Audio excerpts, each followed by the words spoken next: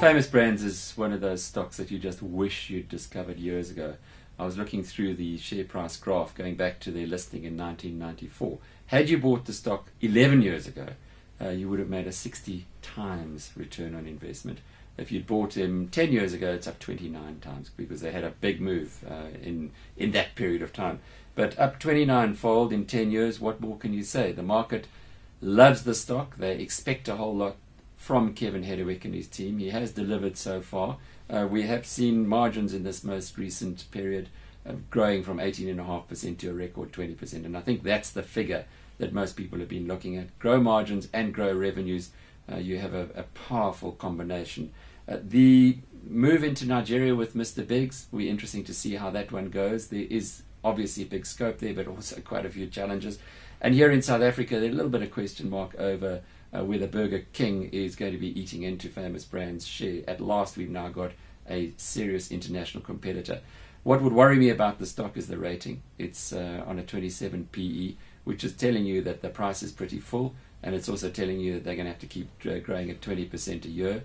So far, so good, though. Kevin is he's old enough to know that he won't be making some spectacular forecasts, but moving out of a hands-on role to a more strategic executive role is going to be doing this company quite a lot of good. They need to now think more, maybe do less if they're going to afford or be able to reward shareholders who are buying in on this rating.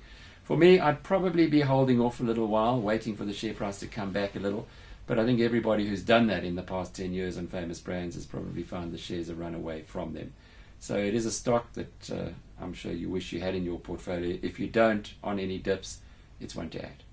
Famous Brands has today announced some, what we think, really strong results, driven by the fact that our revenue is up 12%, profit before tax is up 23%, dividend up 20% to 300 cents per share. Our headline earnings per share up 20% to 406 cents. And I think that performance has really been masked by the fact that we've driven our turnover up 12%. There's been a nice 17% growth in gross profit. And I think in these really tough times, we've done a phenomenal job of containing costs, particularly in an inflationary environment. So overall, a great set of results. In terms of margin, we achieved an operating margin of 20% versus last year's 18.5%. It's been a long time coming. The market have often asked me in terms of our ability to generate a 20% operating margin. In the past years, we've turned in of the order of 18s and 19s. We set ourselves the goal of getting operating margin by 20 by next year, so we're 1 year ahead of time. So we're very proud about the operating margin number. And I think Famous Brands is a business that really has been on almost a 20-year trajectory in terms of growth. This time round, it's our 13th year of record turnovers and profits. And what we do this year is in November this year, we actually celebrate 20 years since the business first listed in 1994. And I think if I can just talk about a little bit of some of the milestones along the 20 years. In the last 20 years, from a revenue perspective, this business has shown a 22.4% compound growth in revenue, a 25% growth, compound growth in operating profit. The share price has been phenomenal. It's a 23.4% growth in share price. It listed at 145, and this morning we're trading at 109, and that's translated into a market capitalization of in excess of 10 billion, and when the business first listed, it was a mere 36 million rand. So it's been a wonderful journey, and I think these results speak to the fact that this business has delivered in terms of the type of things we've spoken about for the last 2 to 3 years. What we've spoken about in the past is the fact that Famous Brands is a business that's all about building capability. And we speak about building capability across our business with regard to building capability in leadership, building capability in franchising, building capability in manufacturing, and doing the same thing in logistics. And I think what we've also seen, again, is the highly cash-generative nature of this business. I mean, we sit in a business today where we have a balance sheet which actually has no debt on it whatsoever. In fact, we're cash positive at the moment. And as a result of that, what we've done, as you'll see in the Sense announcement earlier made today, is we talk about a step change which Famous Brands is about to embark upon. And I just want to elaborate a little bit in terms of what that step change means. Is that for as long as we've been around, we've been really trading in this food services space. And last year what we did was we did a very deep evaluation of the Famous Brands business. And coming out of that, we identified the fact that what Famous Brands is pretty good at, we think we're really good at being involved in the retail industry. We understand logistics, we understand manufacturing, we know how to build brands, and we've got some fantastic people in our business.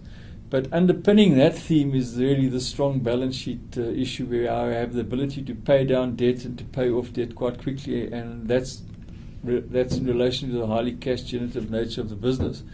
So what we're suggesting right now is to say is there an opportunity for Famous Brands to, notwithstanding its presence in the food service category, is to cautiously embark on expanding the competitive landscape, and to that extent we've identified the new landscape as being leisure.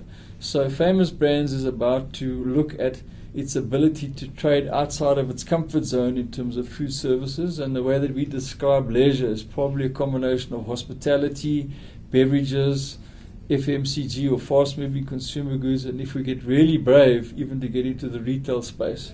So that's where we want to be taking the business long term.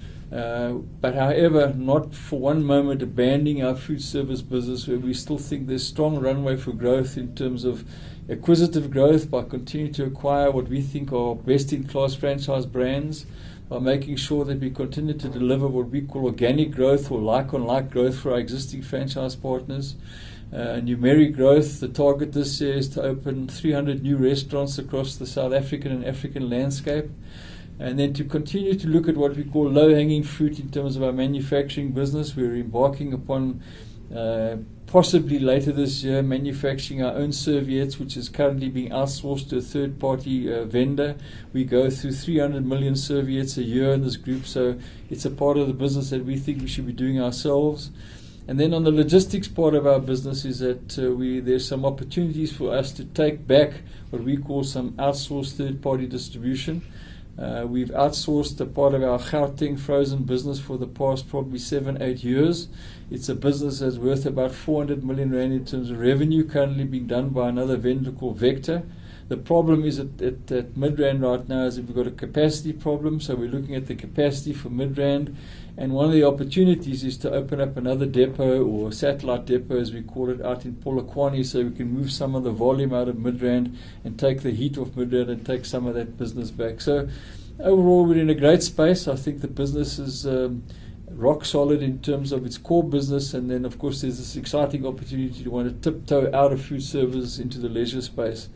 And in that respect, what we've done too from a structural perspective is that earlier this year, my title was changed to Group Chief Executive, and we installed another colleague of mine, Darren Heel, as the CEO of Food Services. So Darren will now be responsible for the day-to-day operational part of the business, and my role will change in terms of being much more strategic and looking at the business long-term in terms of acquisitive growth, strategic growth, and how we can set Famous Brands up on a path where it can continue to grow for the next 5 and 10 years. So overall, I think these set of results, great set of results, but I'd like to say with still a lot more still to come.